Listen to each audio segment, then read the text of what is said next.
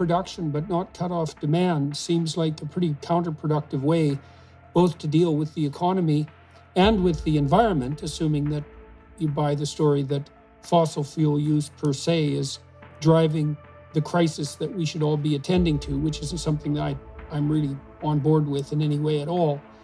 I mean, it seems pretty obvious, especially given what's been happening in Europe lately with regard to their energy crunch, that the policies that were pursued by the United States, especially with regards to fracking, turned out to be, well, fortuitously far-sighted. It made the United States energy independent, as you said, but while actually able to export, while simultaneously cutting carbon output, which is important to those people to whom it's important, but it's at least notable on every front. America was looking pretty good on the energy front, especially in contrast to Europe. And so I don't understand how that policy can be constructed and pursued. What's the rationale for it? Is it that, we had a deputy prime minister in Canada who said famously something like, well, it's good that energy prices are much higher because when Canadians pay more at the pump, they're all reminded constantly of just how severe the environmental crisis is, and which I think is an utterly appalling way to behave.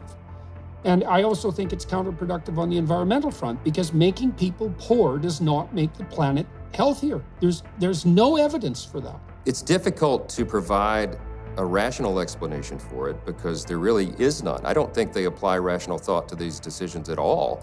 And my explanation, the answer that I've come up with is the best way I know to explain it. And that is that this is not a rational decision on the part of these folks. They regard the climate agenda as part of their religion. I don't know any other way to explain it. They pursue it with religious zeal.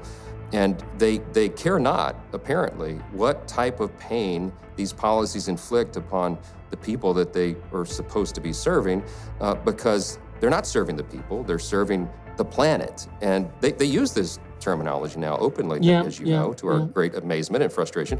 And it's as if, I put it in very parochial terms. When I'm in Louisiana, I try to explain to our folks that, listen, they have effectively replaced Father God with Mother Earth. I mean, not to oversimplify it, but that's the best way to. That's how I see it. And so they believe we owe fealty to Mother Earth, that we're created by the earth, they believe. So we owe everything to the earth itself. And we have to serve that cause above all else, and it matters not who they harm. The problem I have with that is that the policies themselves don't seem to result in the consequences that are hypothetically desired. Like, I've spent a lot of time looking over the environmental crisis literature. And one of the things that seemed to me, well, two things appeared to me to be quite obvious as a consequence of poring over it. And the first is, we don't have one environmental/economic crisis confronting us. We have many. And so, for example, Bjorn Lomborg and I wrote an article for The Telegraph last week, and I believe one of the things we pointed out in there, was that 23 million people a year around the world die from indoor air pollution, mostly from burning dung and wood. 23 million people, a huge number of people. And obviously that's polluting and it's not good for the environment. And to replace that with inexpensive, well, it would be fossil fuel replacement if it was replaced most efficiently, would save tens of millions of people and also be good for the planet.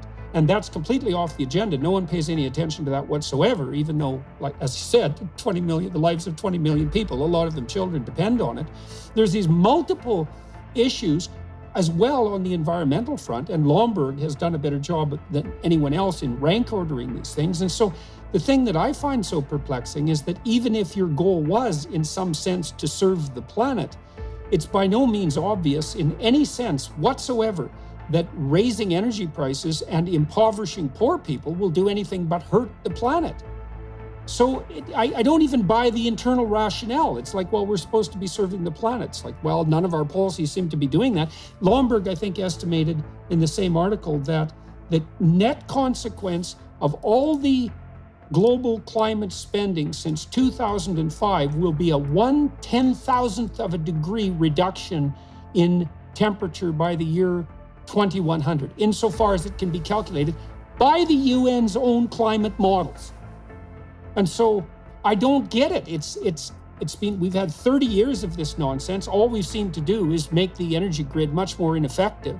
And the only place that's really made an advance in terms of reducing carbon output has been the United States. And they did that through fracking.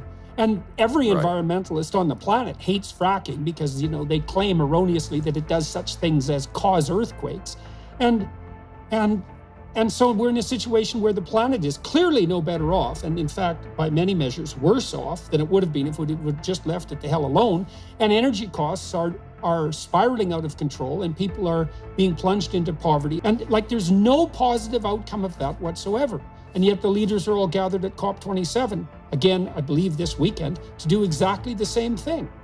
And so even by their own standards, the standards of the environmentalists themselves, why wouldn't they support natural gas if they're actually concerned about improving the planet, or nuclear power for that matter?